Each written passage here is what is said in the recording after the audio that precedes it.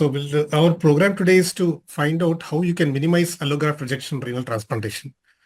In order to understand what it is, we have to know the enemy. So we have to first of all know how to diagnose rejection and how to identify it and how to label it.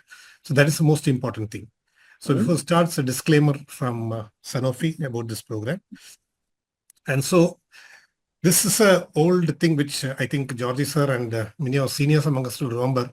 This was what was there in the old days when we were practicing the very simplified form of rejection before BANF came to the picture.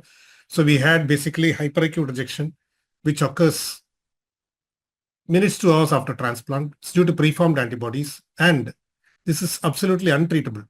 So there will always be a graft loss. And then there was accelerated acute rejection. Again, these are all defined by the time after transplant. So hours to days, and usually supposed to be due to activation of pre-sensitized T cells, and which reverses in the short term, but long term we know usually it's a very difficult thing because this is not a very defined entity. That's why. And then you had the acute cellular rejection, which occurs within days to weeks. And again, here is mildly treated with steroids and severe with ATG. And in those days, we had OKT3. Now it's no longer available. And then you had acute humoral or vascular rejection. And again, it was due to pre-sensitized T cells and B cells. Treatment with steroids, ATG, OKT3. So at the time, we did not do plasmapheresis for all these things. And lastly, a chronic rejection which occurred months to years, which are due to immunological and non-immunological, slowly progressive. So this is what we used to do. But as you can see that this was a very, very diffusely defined entities in all of them. They're not really sure. There's a lot of overlap between many of these categories. And therefore, treatment is also very, very limited. You see the options you had were very minimal. But times have changed, things have changed, and now you have a much more broader classification. The most recent classification is the BANF 2022. In 2022, they have put out a completely new variation of their classification. Of course, when I say completely new, it is a build-up on their previous thing, which was in 2017. And again, you had category 1, which is not important for us, normal biopsy or non-specific changes. But category 2 is the AMR. Category 3 is suspicious for TCMR, acute TCMR. Category 4 is TCMR, and category 5 is IFTA. And the last category is other changes which are not caused by rejection. This could mean anything else. It could mean pyelonephritis. It could mean BK virus nephropathy. It could mean recurrent glomerulonephritis. Whatever. Everything else comes under category. So that was that's a new classification. To expand on this a little further, let's look at category 2. That is AMR. So the AMR classification has actually expanded on this. As we all know, AMR is defined by there are 3 things which are there. All 3 should be present in order to diagnose an active AMR. One is the presence of microvascular injury. And this microvascular injury is defined as either glomerulitis or peritubular capillaritis. And there should be at least PTC1 or G1 in this. So you should have a G plus PTC of at least 2 in order to make a diagnosis of MVI. The second thing, if that is not very clear, you should have a V more than 0. That's another way to diagnose it. Or you have an acute TMA. All these things are features of an MVI. And along with the MVI, you should get linear C4D stain. So of course, the patient should not be having a glomerulonephritis recurrent or TCMR in order to make this. Or if this is not present, you should have biopsy-based thoroughly validated gene transcripts. Now, these are only present in US and other countries. These gene transcripts, they're not available for us. So that part we can completely ignore. And lastly, you should have evidence of DSA. Now, this DSA may also mean non-natural antibodies or blood group antibodies if it is an ABO incompatible transplant. So these are the 3 things that make up. So these are all new. Actually, DSA was not defined so clearly in the previous BANF classification. Then second one is chronic active AMR, in which case this actually occurs slightly later down the lane in the course of the transplant. Here, the first criteria diagnosis transplant glomerulopathy and or severe PTC layering, which is seen only by electron microscopy. So you have at least more than 6 layers of PTC on the EM. And again, you should have C4D stain or DSA in order to make a diagnosis of chronic active AMR. And the third criteria is chronic AMR. Here you don't have C4D stain or the others, but the other features are same. You have either a transplant glomerulopathy or a PTCitis, which is a severe multi-layering of the PTCs. But here the absence of C4D stains will cause you to label as a chronic AMR. But also you should have either a previous AMR or a current DSA in order to make a diagnosis of chronic AMR. So these are the 2 things that you should have. One is a chronic transplant glomerulopathy or a PTC layering with the either previous AMR or a current DSA. And there need not be any C4D stain in this. Then you have all these criteria are all coming new in this. One is C4D staining without evidence of rejection. Now that's a new criteria which has come out in this band 22, and C4D staining without evidence. Usually you can see that this is classically seen in ABO incompatible transplants where you have a C4D staining alone part of the accommodation. You can also see in early antibody-mediated rejection when you have C4D stain, but the other features of rejection have not started. Maybe if you do a biopsy after 2 days, you'll get the full-fledged acute AMR. Then you have fourth category known as the MVI, microvascular injury with negative DSA and C4D. Now, this is a feature which they have found. They do not know the relevance. They have not explained why, what is the importance of this. Probably you may have to wait and see whether this you can reclassify as a AMR later on. Then you have probable AMR in which you have the criterion 1, that is the microvascular injury which is present, but is not meeting criteria for chronic AMR and does not have either a C4D stain or a thing. So if you have, even if you have a microvascular injury like MVI, which is PTC and plus G less than 2, then also you can say it's a probable AMR if the other criteria are present, some either C4D stain or a DSA, but not both. Or if there is only a MVI, but not meeting criteria, still you can say probable AMR and wait for the subsequent evolution. And lastly, you have a C4D staining with acute tubular injury. So that is also probably an increase in this C4D staining. And that's the next level of staining. So these are things which are not clearly defined entities. But what we have defined properly here is the active AMR, the chronic active AMR, and the chronic AMR. So these things are very well defined in this, and probably the criteria for that are quite clear from band 2022 classification. Not that it's a static thing. They may be changing it. The band is on a continuous process of revision and reissue of their classification.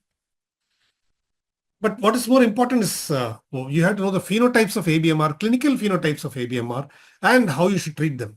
So look at clinical phenotypes. This Karyam, Shimstock, and others published this in Transplantation 2020. It was the guidelines for how to manage ABMR.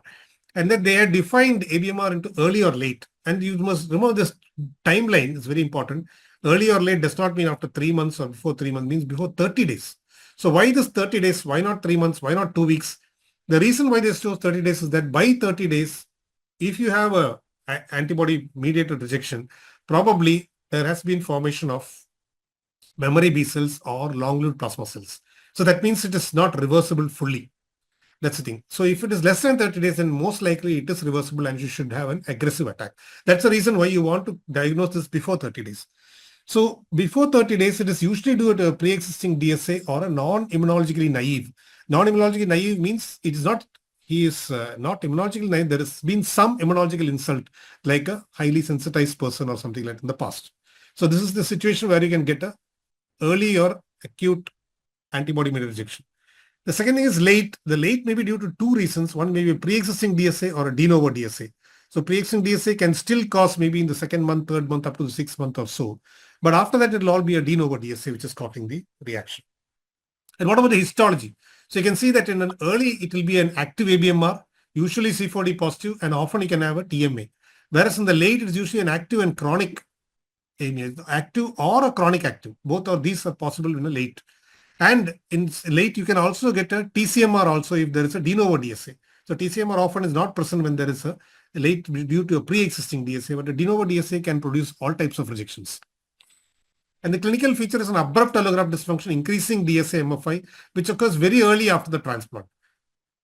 And in the late, it is usually a slowly progressive allograft dysfunction or proteinuria. Either one of this may present or both of these may present.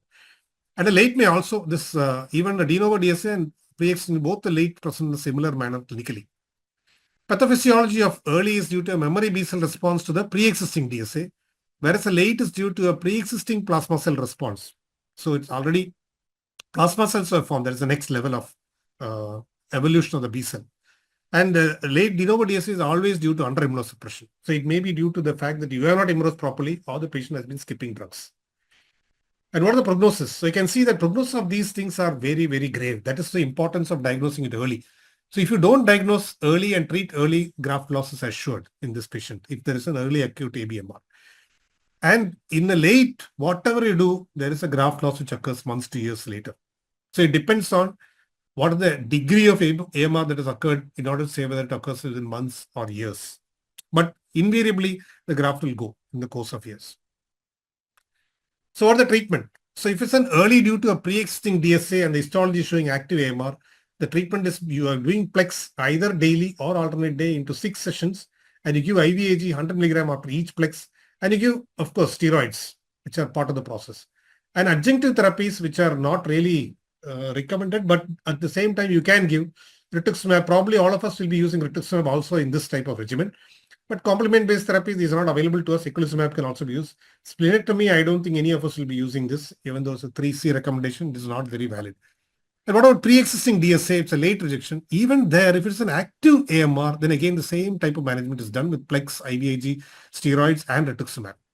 But it's a chronic AMR, and if it's a de novo DSA, then the only thing you can do is optimize immunosuppression, evaluate and manage non-adherence. There is no point in doing all this.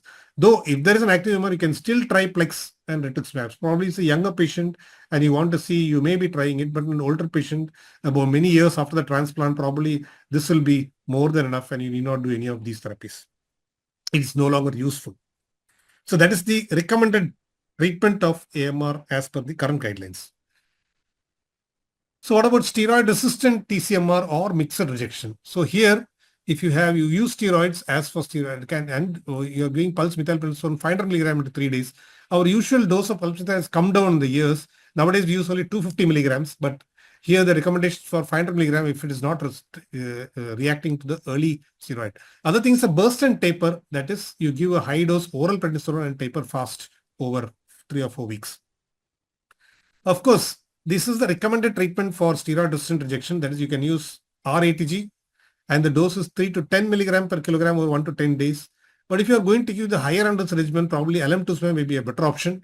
And even though they are prescribed 30 milligram, you get good results even with 15 milligram, or I think sometimes 20 milligram also is available, which can be done. So these are the remote. Alemtuzumab is also expensive. I think it costs, one dose will cost around 6 lakhs. RATG is relatively cheaper, but if you're going to give 10 milligram per kilogram, I think the cost will not be much different. Though, of course, I don't think any of us will be using 10 milligram per kilogram doses in our setup. The other things which you can do is, if you're using cyclosporin switch to tacrolimus, then you can give IVIG, which should be another point altogether.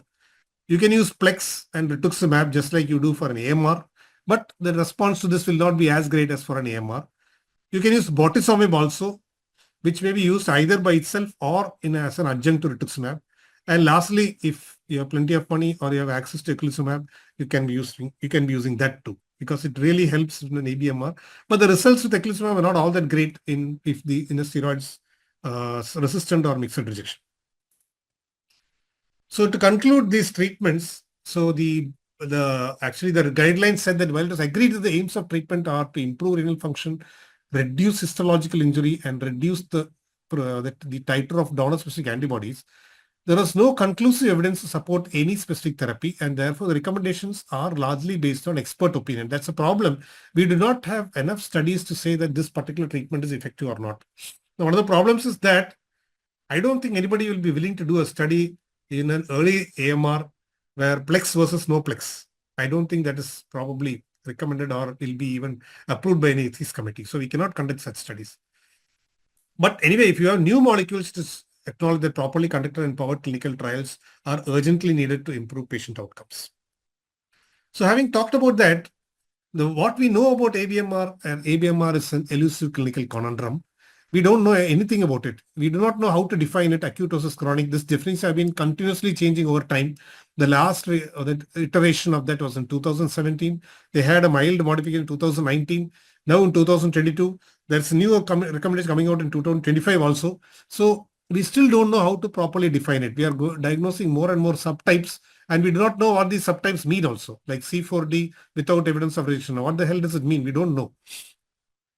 Then histological diagnosis. In the old days, we did not look at PTC and all that, but nowadays we know all that. But there is still a very large range of responses to the histological diagnosis. In fact, two pathologists, the agreement between two pathologists is not all that great when you look at the studies that have been conducted. Serological diagnosis also, the DSAs, there are multiple methods. We do not know which of these are effective, both the serology and molecular.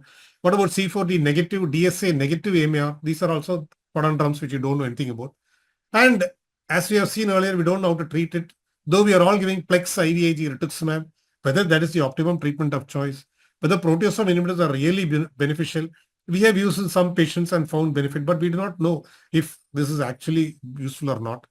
Then anti-IL-6 antibodies, tocilizumab, there was a large study of anti-IL-6 recently called the Imagine trial, and that did not show any benefit between giving any of the anti-IL-6 antibodies or not. No, we do not know because it was the nature of the rejection which was being treated. And lastly, JAK3 inhibitors, tofacitinib, some studies are going on even with this molecule. So, in effect, what we are saying is that we really do not know much about AMR, even though we have been studying it in great detail over the last several decades. But we know some things, what are the predictors of outcomes. One is the timing. So early, as you know, it's got a better prognosis than late. So if you can diagnose it very early, it is good. But the only ones which are useful if you diagnose early are the early acute rejections before 30 days. Even if you diagnose a late rejection relatively early, by the time the rejection has occurred, already you have the development of memory B cells and long-lived plasma cells. So the amount of treatment you can give is very, very limited in a late rejection. Then the presence of DSA, the strength and subtype of DSA make a difference, as well as their complement binding capacity. So those things are important when you have a DSA. Then the clinical features that the graft, suppose you have only a mild graft dysfunction versus a severe graft dysfunction, again, the prognosis will vary. Then we do not understand most of the other risk factors, but one of the most important things is adherence to the treatment regimen. So if the adherence is poor, then probably the outcome is not good. On the topic of adherence, there was a study known as the MAGIC trial. So I think this is one of the places where we can make a difference and in order to prevent or minimize the effect of rejection. One is how to ensure that there is an adequate adherence to therapy. So what happens this here is you have this is an RCT, it is a 6 month intervention, which is designed to enhance the adherence to the drug regimen. So what they did was they linked the adherence to established daily routines, environmental cues, and supportive people.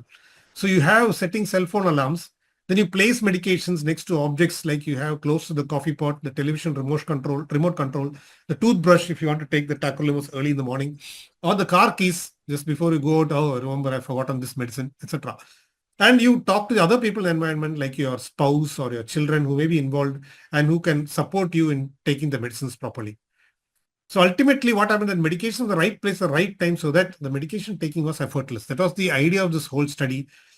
And at 6 months, what happened that the median medicine adherence score of the intervention group was 0.91. The attention control group was 0.67. So you can see that there is a great deal of difference in this, and they did achieve a very great benefit by just making sure that adherence to medicines was appropriate. And this will go a long way in preventing rejection. Because if you have a rejection due to an under-immunosuppression or inadequate drug therapy, then that rejection is going to be severe and you're not able to treat it. And one good thing is that this new drug, felzartamab, was studied in a phase 2 trial. Felzartamab is a new plasma cell antibody that is against CD138. And it has got a relatively longer action. That's why it has been used. So it's an IV dose given weekly for 4 weeks, then monthly for 5 doses. But you can see that the resolution of morphology of AMR was in 82%, whereas with placebo was only 20%. That means standard of care is not that effective. Now, even though there is a pathological criteria, the AMR is resolved, we do not know what will happen in the long term. So this was only a short-term trial, and the main outcome was the resolution of morphological AMR. So we do not know how it was resolved. And you can see that the fraction of DDCF DNA is much less in this group compared to the placebo group. So that means that even the molecular marker was also better in this group. So felzartamab seems to be a promising drug. These are all in late AMR, occurring more than 180 days after transplant. So at present, there is no treatment for this type of rejection. And probably felzartamab may be a therapy which may come up. But we need more trials, phase 3 trials. There's only a small trial of 22 people. So maybe we need much more than that. So that's about, so you look at the final part of this is about graft survival with and without rejection and all that. So you see, there is very subclinical, this is studies based on protocol biopsies. And you can see the subclinical ABMR, the graft survival possibility at 8 years is so low compared to subclinical TCMR or no rejection, which are not very, even TCMR does not create that much of problem in the long term. So an ABMR, preventing an ABMR is most important, and preventing an ABMR is mostly due to drug adherence and ensuring that an adequate level of tacrolimus and mycophenolate is being maintained in these patients. And this is the, if you look at the pre-transplant, so one of the other things which diagnose a pre-transplant sensitization of the patient. So this is actually patients who are desensitized after a positive cytotoxic crossmatch or a CDC crossmatch. And these were patients who were desensitized after a flow crossmatch but negative CDC crossmatch. And these people had a positive Luminex crossmatch but negative all the other crossmatches. And these last graph had absolutely no crossmatch positive at all. So if you look at it, there is a gradation of difference in long-term outcomes depending on the type of sensitization these people had. That's very clear. That is the graft loss at 5 years. You can see it's such a wide gulf between the people without any sensitization whereas those with maximum sensitization. And even if you look at the patient mortality is also higher in those with a positive CDC crossmatch. So which emphasizes the point we are trying to make is that if there is a positive CDC crossmatch, there is no point in doing a desensitization regimen. Better that you let the patient take either a pad transplant or avoid a transplant altogether. But the results are much better if you are going to desensitize a patient with a flow crossmatch positive or a Luminex crossmatch positive. And long-term survival of patients was one of the things which you have been told about earlier is that you have improved the short-term outcomes, but you're not able to improve long-term outcomes. Now that has changed. So you can see that the graphs are of people who have been transplanted earlier. So this bottom graph is people who have been transplanted in the time 95 to 99. 1995 to 1999, whereas this top group is 2014, 2017. And you can see that the graft outcomes are steadily improving. Long-term outcomes are improving. So if you look at the half-life of a deceased donor transplant is improved from 8.2 to 11.7 years. So you gain 3.5 years by improving your transplant regimen and improving your medical management of these patients. And for live donors, even better, it's 7 years of improvement in the half-life just because of better management of these patients. So this is also possible if you are able to identify these people early, immunologically balance them better, and give them a proper adherence to immunosuppression protocols. And lastly, what have we learned about preventing ABMR? So you can see that there is a whole lot of molecular events are occurring. So you can see that this is the interaction between the antigen presenting B cell and the T cell. And you can see various targets at which you can meet this. Target number 1 is the co-stimulation target. And you can see the anti-CD28, anti-CD40 MABs. And one of this anti-CD40 ligand antibodies was the one, it's called tegoprobat, which was used in the pig to kidney transplant recently. And then this is the B cell. You can attack the B cells with these anti-CD20, anti-CD22, and the alemtuzumab. Then BAF and BLIS, lot of molecules have come to target BAF and BLIS nowadays. Plasma cell anti-CD38, we already talked about felzartamab, but there are so many others, daratumumab, elotuzumab, and all those which are present, which are act against plasma cells. And then you have antigens, there are products which act against these alloantibodies. That is, you have IDES, which is an immunological, the IgG destroying enzyme of streptococcus or endopeptidase. This actually will, once you inject it, it will cleave all the IgG in the body. So you'll be left with no IgG in the body at all. So it's a very effective form of something like a plasmapheresis where you're removing the IgG antibodies. This is much better because it just destroys everything. But they'll come back in a week and it's not usually effective. So meantime, you must find some other strategy in order to prevent the antibodies from forming again. And other antibodies is this unpronounceable name, rosanolixizumab, etc. And you have the what we do usually, Plex and IVIG and immunoabsorption.